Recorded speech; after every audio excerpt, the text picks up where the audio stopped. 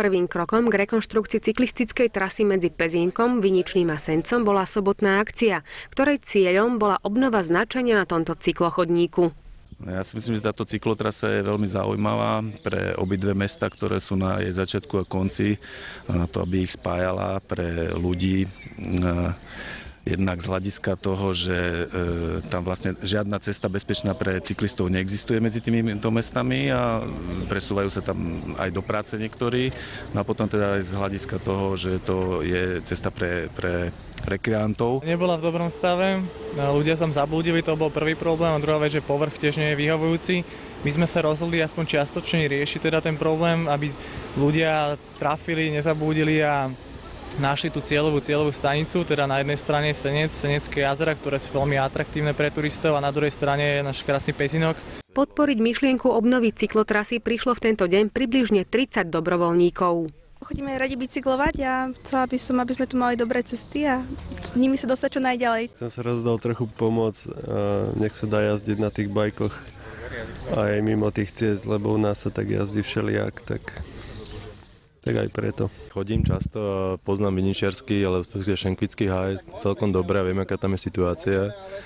A hlavne viem, aký to má potenciál ten háj, že je to veľmi pekné na bicyklovanie pre rodiny a nie je to vyznačené, tak preto som tu. Aký je podľa vás súčasný stav cyklotras Pezinku a okolí?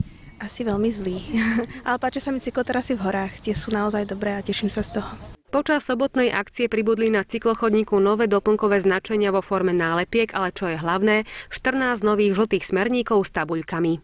To sú vlastne tie trúbky, tie tyčky, do ktoré budú zase pripnuté tabuľky, na ktorých bude uvedené počet kilometrov, koľko ostáva do cieľa, teda aj smer cesty, a vlastne na tých prvých úvodných v Pezínku a v Senci bude aj taká obrázková tabuľka, kde teda zo strany Pezínka bude smer Senec jazera a smerom naspäť na Pezínok do Senca budú aj vinohrady, aj radnica, naše historické centrum, to je nejaké ťaháky. My sme včera boli po tej trase, sme si boli pripravovať diery tam a tak.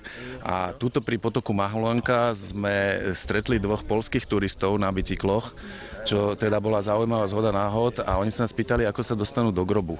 A ja som teda mal vtedy veľmi, veľmi dobrý pocit z toho, že toto, čo robíme, že má naozaj význam, lebo tí Poliaci si zrejme Pezínok našli niekde na mape a prišli sem, boli to mladí ľudia, okolo 25 rokov, ona a on, a na tých bicykloch po tej hroznej ceste sa vybrali do toho grobu, a keď to bude vyznačené, tak to bude mať význam aj pre ďalších. Cyklistická trasa medzi Pezínkom, Viničným a Sencom je oficiálne zaradená do siete cyklochodníkov cykloklubom pod číslo 8006. Trasa nie je náročná, najmä z toho pohľadu, že nie sú tam žiadne prevýšenia. Najmä po rovine sú tam samozrejme mierne prevýšenia, ale z technického hľadiska je určená skôr pre horský bicykel alebo trekový. Myslím, že sú veľmi ľahko zvládnutelné aj pre deti o 10 rokov vyššie alebo pre zase starších ľudí, ktorí potrebujú sa zrekreovať pre to zdravie a uľahodiť duši a telu.